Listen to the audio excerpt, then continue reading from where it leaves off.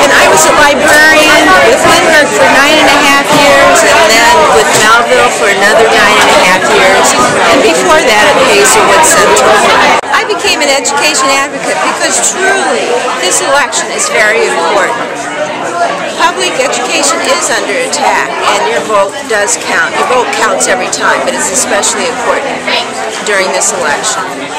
What I'm looking forward to doing most is talking with other people that I know and encouraging them to vote and to be active, and with my colleagues as well, my retired colleagues, also my family. Your family is very important as well.